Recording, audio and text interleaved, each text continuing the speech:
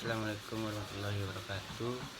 Perkenalkan, nama saya Fahal Satya Nugraha, NIM 2008 7112, Pendidikan Kepelatihan Olahraga.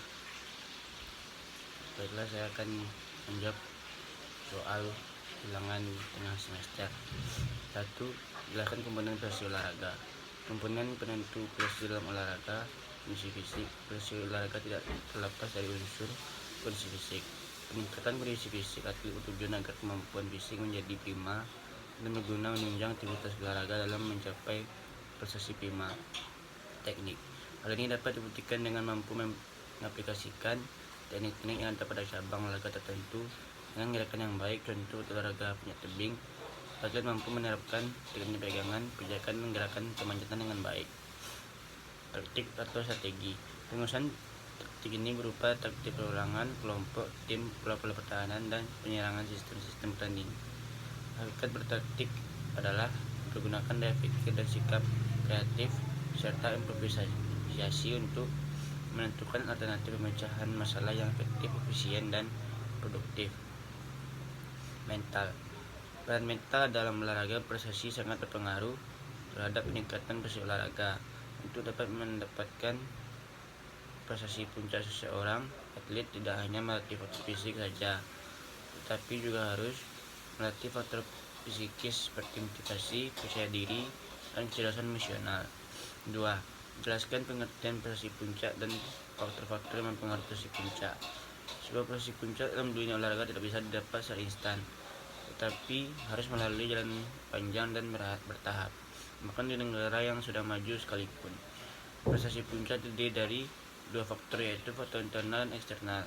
Faktor eksternal datangnya dari luar seperti kemampuan dan keterampilan pelatih, fasilitas atau sarana dan prasarana pendukung, latihan, kompetisi, manajemen, dan faktor lingkungan. 3. Jelaskan pengertian daya tahan, bentuk-bentuk latihan, dan metode latihan daya tahan. Daya tahan adalah segala bentuk komponen kondisi fisik seseorang tentang kemampuannya dalam menggunakan otot untuk menerima beban sewaktu bekerja.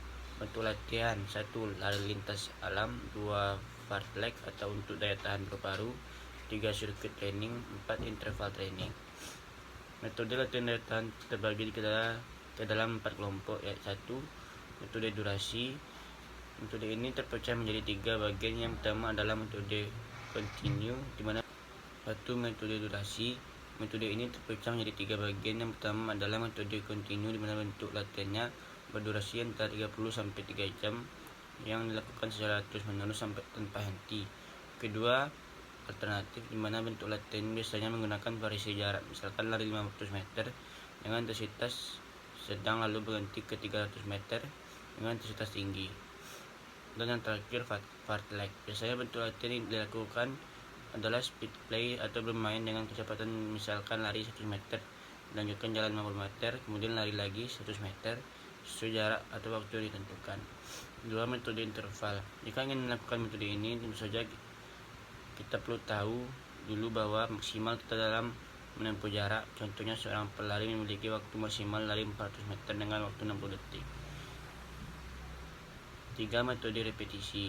Metode ini bisa dikatakan adalah pengembangan dari metode interval training, di mana latihan dilakukan berdasarkan pengulangan dan jeda waktu saat yang ditentukan seawal sesuai dengan program latihan yang akan dijalankan dan direncanakan. 4. Metode kompetisi dan kontrol. Pada dasarnya, metode kompetisi dan kontrol ini digunakan untuk parameter daya tahan yang dibutuhkan dalam setiap mengikuti kompetisi. Secara normal, metode kompetisi dan kontrol hanya diaplikasikan pada cabang olahraga siklis, contohnya maraton, sepeda, dan dayung. 4. Pengertian kekuatan, jenis kekuatan, bentuk latihan kekuatan, dan metode latihannya. Jenis kekuatan umum. Kekuatan umum adalah kemampuan kontraksi seluruh sistem otot dalam mengatasi tahanan atau beban. Kekuatan umum merupakan dasar yang melandasi seluruh program latihan kekuatan, sehingga dilatih pada periodisasi persiapan awal. Kekuatan khusus adalah kemampuan sekelompok otot yang diperlukan dalam aktivitas cabang olahraga tertentu. Kekuatan maksimal. Kemampuan otot atau sekelompok otot untuk melawan atau mengangkat beban secara maksimal dalam satu kali angkat. Kekuatan maksimal sangat diperlukan dalam cabang olahraga pencaksilat, dan yang lainnya. Bentuk-bentuk latihan kekuatan dan metode lainnya: 1 push up, 2 plank, 3 sit up. 5. Jelaskan pengertian kecepatan, jenis-jenis kecepatan dan metode latihannya. Jenis-jenis kecepatan. Kecepatan konstan adalah kecepatan sebuah benda bergerak dengan perpindahan yang sama pada waktu yang sama. Kecepatan variabel ini adalah kecepatan di mana suatu benda memotong perpindahan yang berbeda. Kecepatan sesaat dapat didefinisikan sebagai kecepatan pada saat tertentu atau kecepatan konstan selama periode waktu yang sangat singkat. Kecepatan rata ini didefinisikan sebagai total jarak yang ditempuh selama suatu waktu.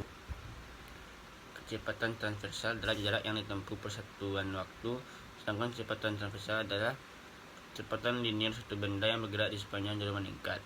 Metode untuk melatih kecepatan bisa dilakukan dengan cara latihan sprint, latihan naik turun bukit, latihan jogging, lari kecil seperti jogging, dan yang lainnya.